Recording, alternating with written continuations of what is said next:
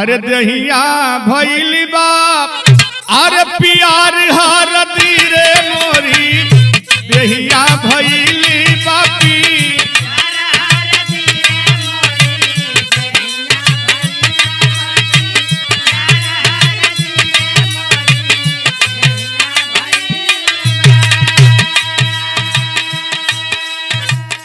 यह तो मित्रों गीत है, लेकिन आज देश और प्रदेश की हालात को देखते हुए हमारे कवि जी ने आपके बीच में एक गीत देने का काम किया है जो सदियों से हमारे पिछड़े समाज के लोग और बैकवर्ड के लोग ठगे जा रहे हैं। इसलिए मैं कहना चाहता हूं, जाल में कसैयन के अरे जाल में कसैयन के अरे भुलाई गईले हो चारो अरे जुग में गरीबावा था काई गईले हो चारो।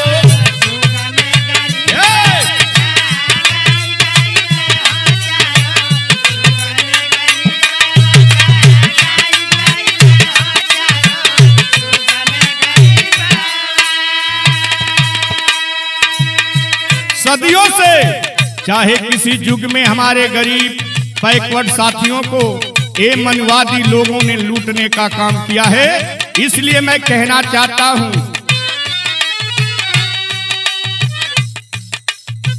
जाल में कसैयन के भूलाई गईले हो चारो युग में गरीबावा था काई गईले हो चारो।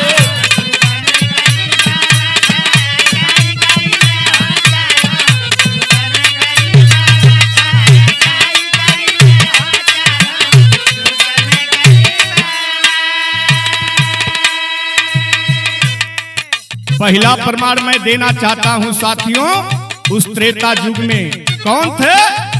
शंभु कतपु देखी पापी घबराइले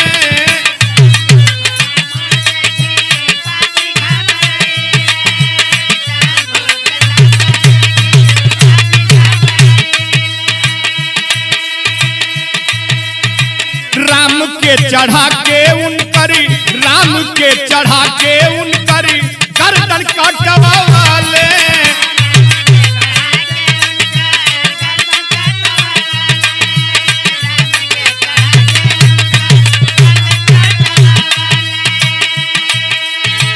त्रेता युग में एक शंभु नाम का शूद्र का लड़का था, बैकवर्डों को और दलितों को शिक्षा देने का काम कर रहा था। ये मनवादी लोगों ने जाकर के भगवान राम से कहा कि ये शूद्र समाज का जो है दलितों और पिछड़ों की आप शिक्षा दे रहा है। इसलिए हुआ क्या,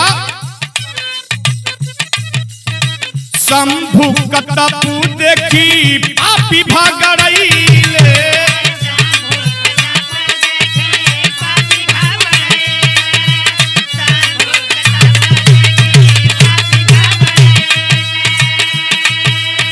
राम के चढ़ा के उनकरी गर्दन कटवाले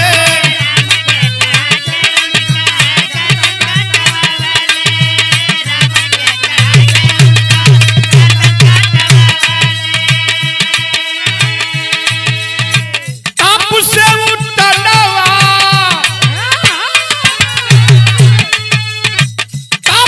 उतरवा ना साई गईलो हो चारो युग में गरीबावा था गाई गईले हो।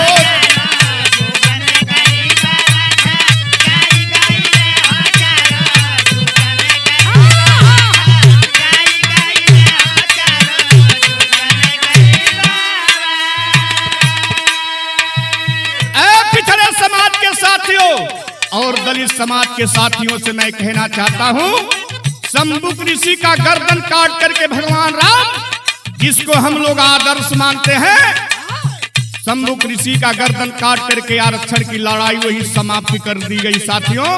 इसलिए मैं अगली लाइन में कहना चाहता हूं, ये कलब पीर शिखल चाहे धनुष बनावा।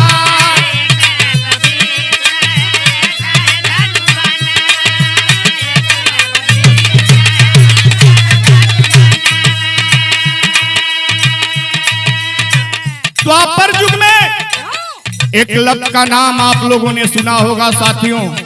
जाता है गुरु द्रोणाचार्य के पास और कहा कि गुरुदेव हम धनुष और विद्या बाण सीखना चाहते हैं। द्रोणाचार्य ने कहा किस समाज से आते हो? एकलव्य ने कहा कि सरकार हम तो शूद्र समाज से आते हैं। द्रोणाचार्य ने कहा कि यहाँ शूद्रों की शिक्षा नहीं दी जाती है, यहाँ क्षत्रिय और ब्राह्मणों की शिक्षा दी जाती है।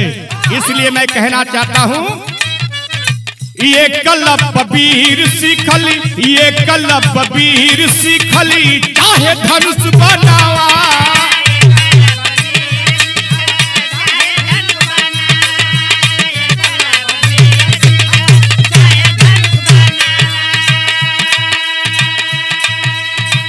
अंगूठा कटाई लिहले, अंगूठा कटाई लिहले पापी बेईमाना।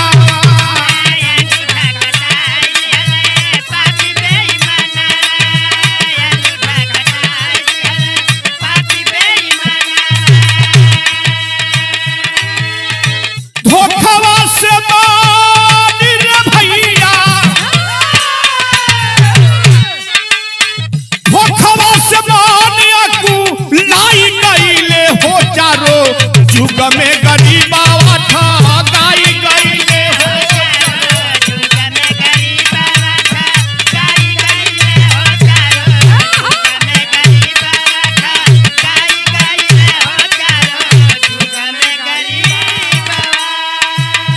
ए बाबू वहां से मन मार करके एकलव्य आया और द्रोणाचार्य का मूर्ति बना करके धनुष बाण सीखने लगा। और जब धनुष बाण सीखने लगा मित्रों तो धनुष और बाण में पारंगत हुआ। ये जब मनवादी लोगों ने जाना कि एकलव्य शूद्र समाज का व्यक्ति है जो अर्जुन को भी पछाड़ देगा, द्रोणाचार्य ने बुला करके कहा बेटा हमको गुरुदक्षिणा दे दो, और गुरुदक्षिणा में अंगूठा कटवाने का काम किया। वही लड़ाई समाप्त हो गई इस पिछड़े समाज और दलित समाज की। इसलिए अगली लाइन में कहना चाहता हूं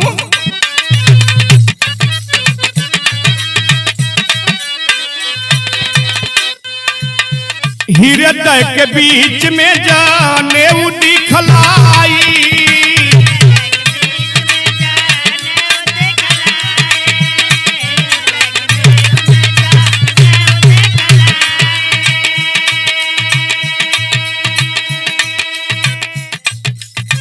भारी के करे जा रवि, भारी के करे जा रवि दास के मुआई।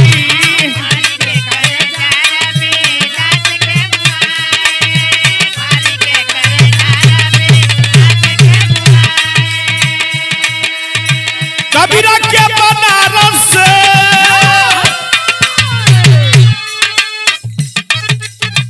कबीरा के बनारस से भागाई दिहले हो चारो युग में गरीबावा ठगाई गईले हो चारो।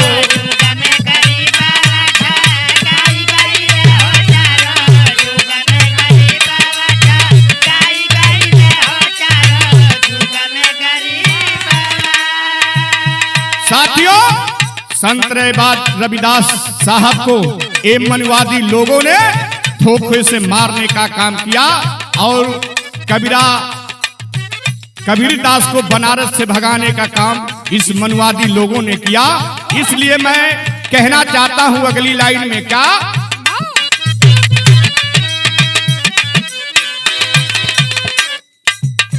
दलित बाइकवाड के, दलित बाइकवाड के विकास देखी जा रहे।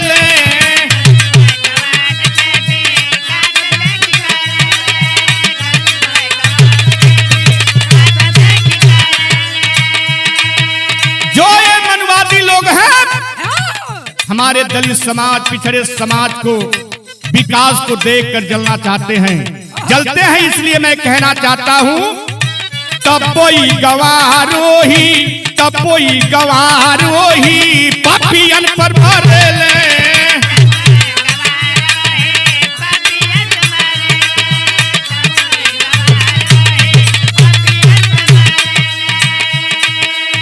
लूटे वाला धरी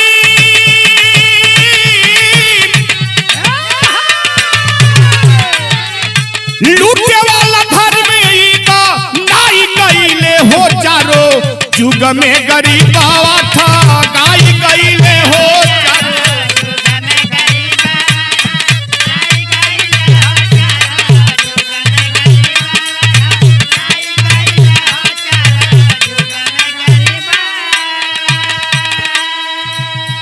इसलिए पिछड़े समाज के साथियों और दलित समाज के साथियों, मैं लास्ट लाइन में कहना चाहता हूं आपसे, कभी संतोष इनसे जंग बा जरूरी।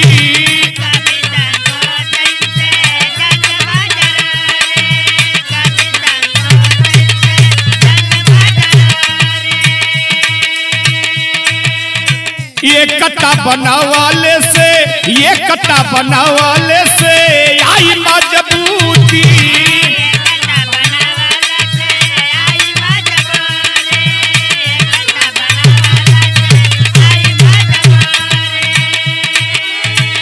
हर केस जुर्म सहत अरे हर केस जुर्म सहत मानी। अरे अकुलाई गईले हो चारो अरे जुग में गरीबावा अरे ठगाई गईले हो चारो जुग में गरीबावा ठगाई गईले हो चारो।